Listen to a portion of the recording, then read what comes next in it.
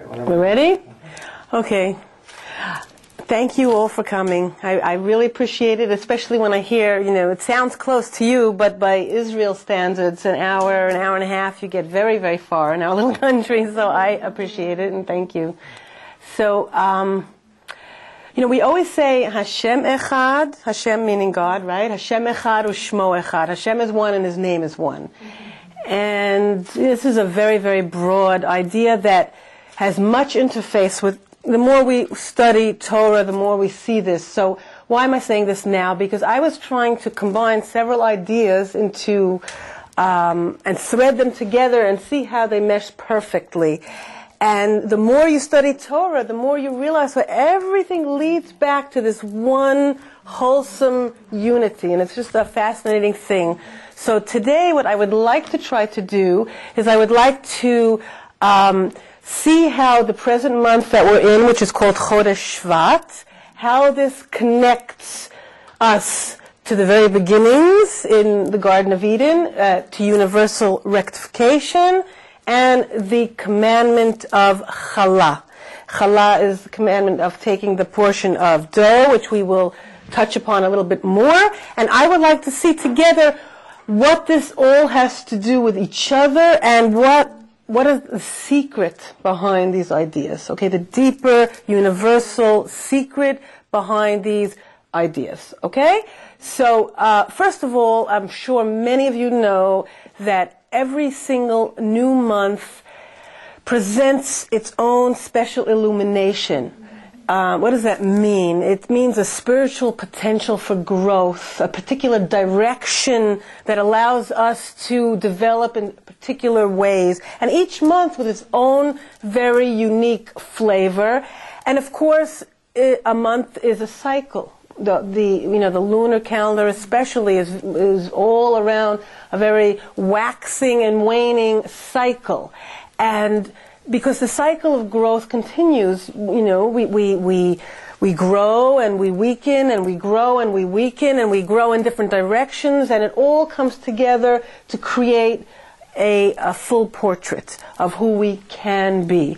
So in this month of Shvat, we have one particular holiday, which comes out on the 15th of the month of Shvat. It's actually called Tu B'Shvat because it's Tet Vav Shvat, which literally means the 15th of Shvat, but in the Hebrew letters it's called Tu B'Shvat, Tet Vav. And this is the day that is called the New Year of the trees, and the trees are judged for what kind of fruit they will have the coming year, etc., so forth. And we have different customs. This is very much this holiday, this day, is very much wrapped up with the land of Israel. So some people in the United States and other places are less familiar with it. But there is tremendous deep ideas being couched in this, as in many, many things, as in Tu B'Shvat itself. Because the first thing we have to ask ourselves, if we are sharp, is that this is the new year of the trees. The trees are being judged for their fruit. So what's the first thing that we think of? Trees certainly do not have a consciousness like human beings. Trees certainly do not have free choice because they do not have that consciousness. So how can they be judged? And what's going on? And what does all this tell us? Because that's the bottom line. When Hashem created the universe, He created the universe and He put different a natural order of events into motion, and He continues to put them into motion. And these things are not God, but this is God's way of broadcasting to us through nature, which means through the observance of the world, the universe that He placed us in, we can get inkling that Hashem wants us to get different messages, different ideas, and engage in a relationship through this observation. So, if everything that happens is really about mankind, who is the peak of Hashem's creation, if this is all about mankind, so we go to something like Tu B'Shvat, and we say this judgment of the trees, the day of the fruit, this is also about us. There's something here for us as individuals, as a community, as a world, to begin to say, well, what is Hashem teaching me through all this? So, why Tu B'Shvat? Why the 15th of the month of Shvat? According to our sages, in the land of Israel, the majority of, it only rains in the winter in the land of Israel. It does not rain all year round, only in the winter months. And by the 15th of the month of Shvat, we are supposed to have had the majority of our annual rainfall. And this means that everything that's going on with the trees is that the trees have begun as of yet unseen process whereby the sap is elevating itself, going through the tree and preparing the tree to bear the fruit. In other words, the tree has moved into fruit-bearing gear, though we do not generally see a fruit growing on the tree at this time. So that is, again, if we're saying these are messages for us, this is about us. This is not a simple idea just about the trees, okay? Now, we're studying one level here. In Torah, because it's divine, it is endless. So when I put forward an idea, it's very, very important to understand that I'm putting forward one level of understanding, and there's so many other levels. Okay, so the 15th of the month is always when the moon is at the fullest. We could look up in the sky and see that, right? And that, again, if we are talking about the cycles of the year as human potential, and we talk about fruit as being the height of potential, so we're beginning to understand something, that everything is geared to allowing us to uncover our potential, because it's all potential. Potential alone is not a great thing.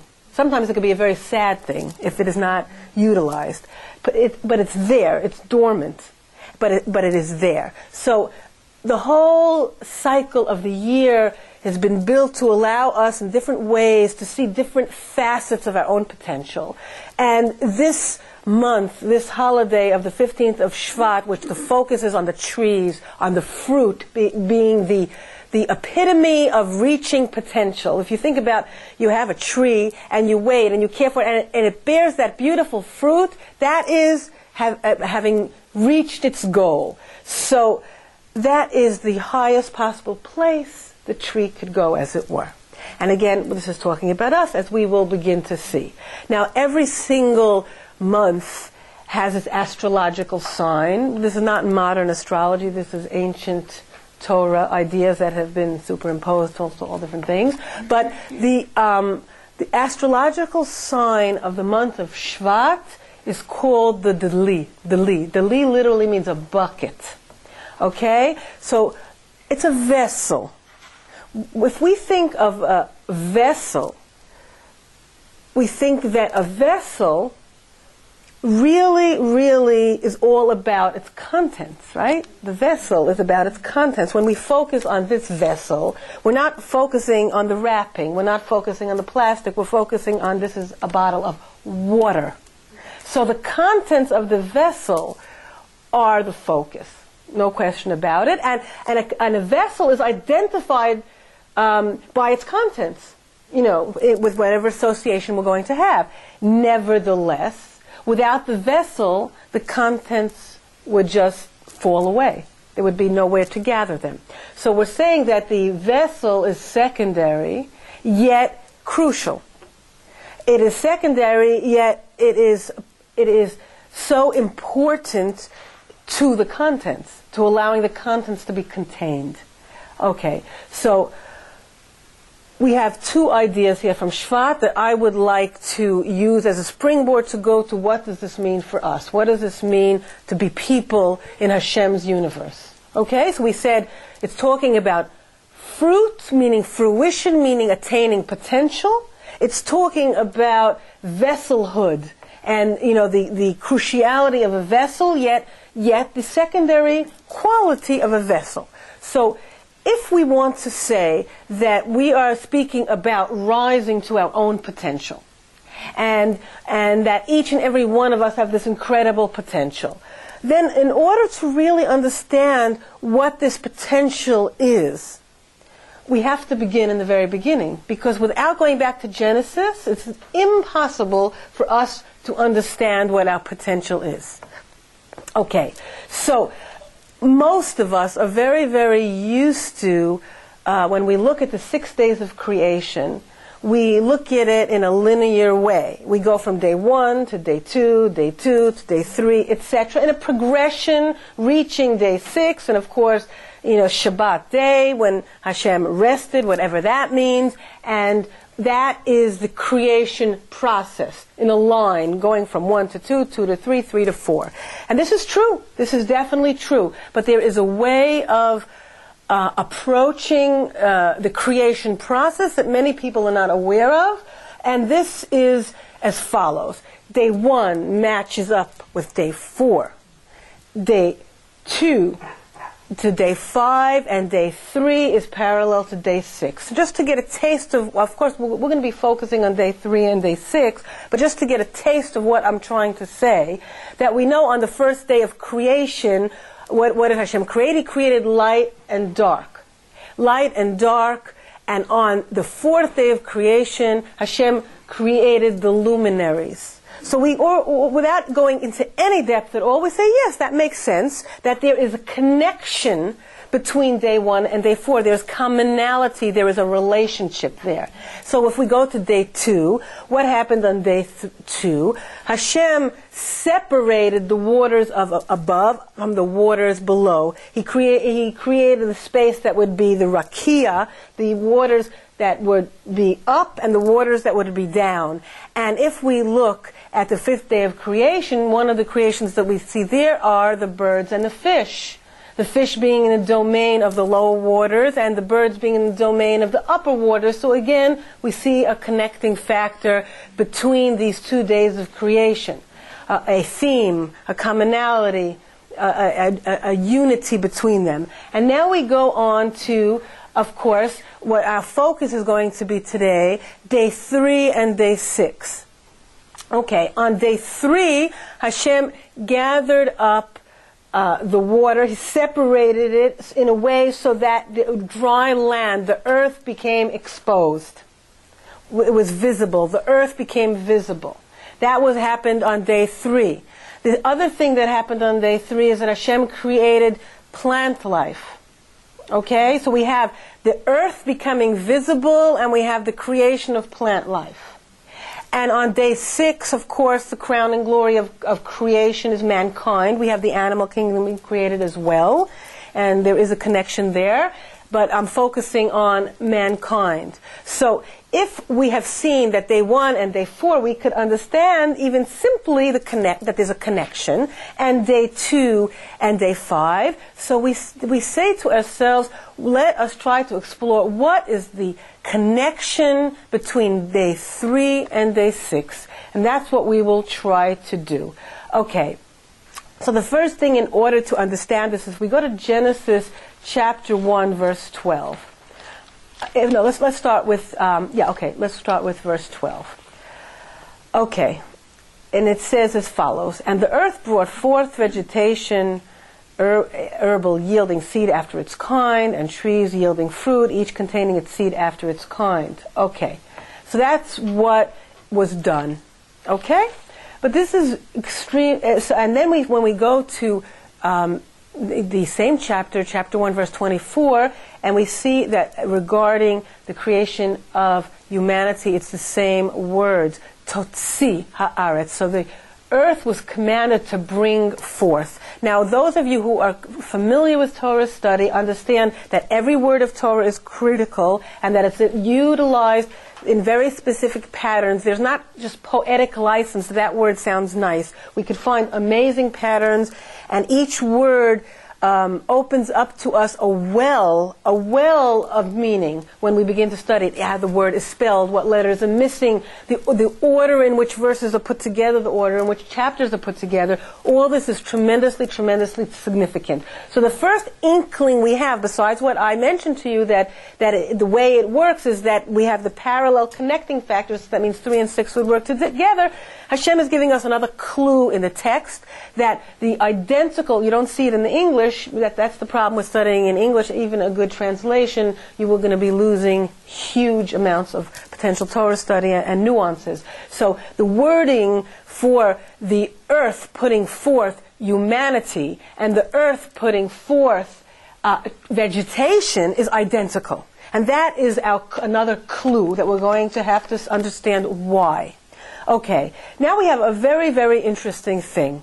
When Hashem commanded the earth, as it were, to put forth trees, Hashem made a very specific command. Hashem's idea was it should be, and we find this in chapter 1, verse 11, okay? Eitz pri oseh pri. Eitz pri oseh pri. A fruit tree that makes fruit. When the earth actually obeyed the command, as it were, it says, Eitz oseh pri, a tree that makes fruit. So in the English, when you look at these two verses in English, you will not have a clue. You will not have a clue that there was a major gap between what Hashem wanted done and what was actually done. Major gap. Again, and only in the Hebrew will you see it. So we have Eitz pri oseh pri. Hashem and wanted a certain thing, and the earth did something else. So the first thing, if we examine these two ideas, that Hashem wanted a fruit tree that bears fruit, and the ground produced a tree that bears fruit. So the first thing we see, which is simple enough, and this goes back to what we said in the beginning when we just touched upon the month of Shvat, that the focus of the tree is the fruit, both in what Hashem had envisioned, as it were, what Hashem had originally commanded, and what came out. The focus in both cases is the fruit. We said fruit alludes to this idea of rising to one's potential. It's the maximum potential available for whatever. In the case of a tree, it's the fruit. In the case of mankind, it's something else.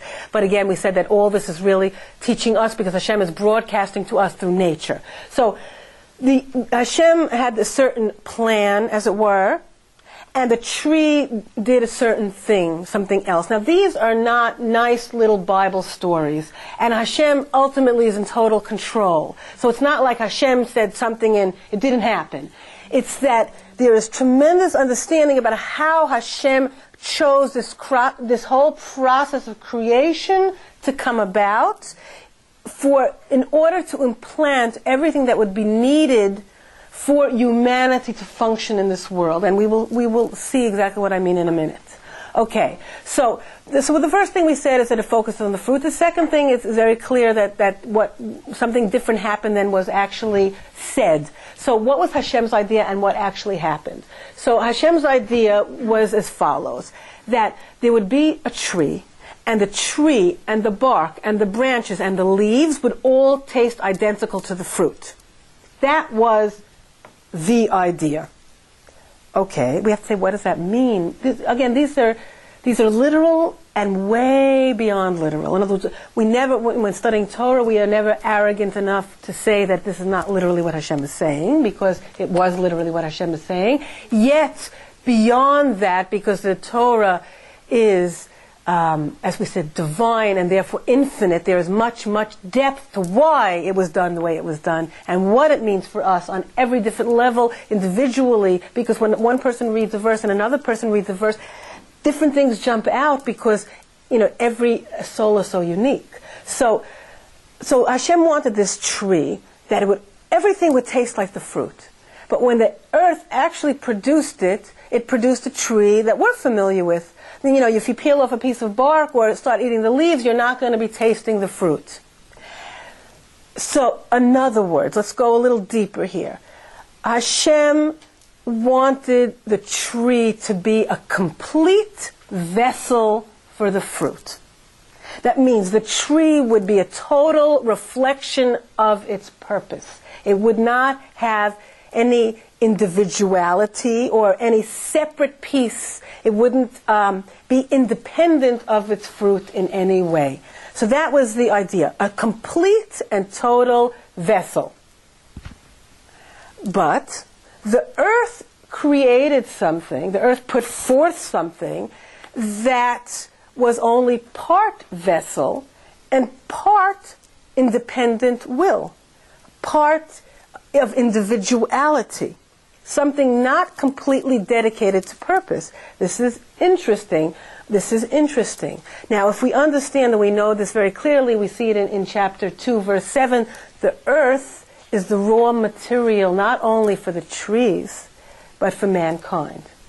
Which means that if the earth put forth a creation that would have some sort of ego need, inclination toward independent selfhood in plant life, the same was true of when this human being would be formed from that same earth and begin his journey. So, what ends up happening is that when something or someone is a total vessel, there's no challenge, right? There's no challenge. There's no split. What was created now, even before eating from the tree of knowledge, I mean, some people don't think about, even before eating from the tree of knowledge, there was already, and that's how the tree of knowledge could have happened, of course. You know, some people ask that question, how could it have been? There was a place where there was a struggle between my will and Hashem's will, because I was not a complete vessel. Do we hear this? Okay, so this is not completely problematic, you know. This is not problematic because once we have a personal will, once we have an opinion, once we have our own desire, our own ambition, then we have free choice. Do we hear this? If I am a complete vessel, and I am all about what I contain, and nothing, no peace about myself, there's no free choice. So, therefore, living with Hashem, living for Hashem, making good choices, creating good relationships became something that would take effort, that would take free choice, that would be a struggle, but also because of that it would become much more valuable and much more precious. Okay. So it isn't only, you know, that I'm telling you that day 3 and day 6 match. It isn't only that the earth, you know, it uses the same exact wording in the Hebrew when the plant life was put forth and humanity was put forth. But Hashem himself in Deuteronomy says, man is the tree of the field. Hashem himself, without even a hint, puts that comparison right out there. Okay? So when we're talking about Shvat, we're also talking, you know, in the trees, we're talking about people. Now, we said that the fruit is the epitome of the tree. So very often people, you know, they associate their children with their fruit. Because if we say that we're just like trees are fruit, we have, and you hear this a lot, and it's true, but it's only one small piece of our fruit. That's the surprise. Okay? So our children are most definitely our fruit, and when we look at children, first we look at them and physically we see which tree they came from, right? We have that. But more important, we see the value systems and the behaviors and attitudes toward things, and that is the reflection of the tree. Hopefully, God willing. That is a reflection of the tree. So that is one type of fruit. But what else? If I said this is only one place, this is a place that we think of most readily, but what else? What else? So there is another type of fruit that a person has, and this is his speech. And let's think about this for a minute. You could see someone walking down the street, you have no idea who this person is. The minute they open their mouth, you know. You know. How are they speaking? What are they speaking about? Etc. And you know, if the Torah is teaching us that our speech is one of our fruits, that means it is one of the places that we could reach our highest potential. Okay, we said fruit is about, it symbolizes reaching potential. And this is an idea we're going to get back to a little bit. And, you know, how do we actually think about how we speak to the people in our lives? And most importantly, how do we speak to the people that are closest to us? Because that's where the real tests always are. It's easy to be nice to the person out there. But in here, it's much, much harder. And how we speak, communication, etc., all these things are part of the refinement of speech. You know, people say, oh, speech, you know, prayers, Torah study, you know, they go, you know, to these kind of places, which is all true, but that's separating us from the other interactions of our lives, which can be sanctified as well, because Torah does not believe that part of our life is mundane and part of our life is sanctified. It's absolutely not. It's all could be sanctified. All of it. So we're talking about speech as another type of fruit that a human being bears. And the third type of fruit that a human being bears is his actions, his or her actions. And again, we don't know much about a person, and we just observe how they do, what they choose to spend their time with. And we begin to see who this tree is through their actions. And this is also tremendous food for thought. And if we say that, you know, Tu B'Shvat, this holiday which is coming up on Thursday, is about, you know, the judgment of the trees, and we said trees don't have the free choice and consciousness, so of course it's talking about us. And we know that this is a day in the land of Israel, particularly there's a lot of prayer that the fruit should be what it should be. It's not only about the tree, it's about our fruit. We should be who we can be. And so we have Tu B'Shvat coming up on Thursday. It's a beautiful day for this illumination. If we connect to it, you know, consciously trying to utilize the momentum of these growth opportunities that Hashem presents to us in the calendar. What is very, very interesting about this particular holiday in the Hebrew, it's called Rosh Hashanah Le'ilan, New Year of the Tree. Notice I said tree and not trees, singular, because in Hashem's view, every single individual, no matter who he is, where he is, if he likes himself or if he doesn't particularly like himself, or some days he likes himself and some days he doesn't like himself, Hashem looks at every soul in a totally unique way. It's not the New Year of the trees, like we're, you know, part of, you know, this group, a large group, and we don't have our individual identity. You know, individuality is very, very important in the Torah.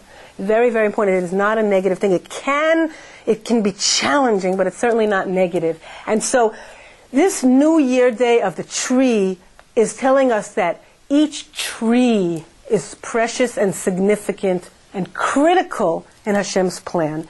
And now I would like to move on to what I would like to connect and focus on really today is the commandment of Challah. Because we're talking about the growing things. We're talking about how it connects to who we are as people. And when we talk about connecting to who we are as people, as learned from plant life, from growing things, from trees, it is a natural progression for women, I think, to examine this commandment, the commandment of Challah, which is primarily a woman's commandment, and we will see why this is so. This is very, very, very, very deep ideas here. So when we go to I just want to, in one sentence, say what the mitzvah of Challah is, the commandment, in case some of you are not familiar. It's in dealing with the 5 basic grains: wheat, barley, spelt, oat, and rye. It's when making bread, not when, frying up something or making pasta. It's for bread particularly. And it is a portion that once the dough is totally mixed, in other words, you don't take it from the grain, you take it from the complete dough with all the other ingredients as well.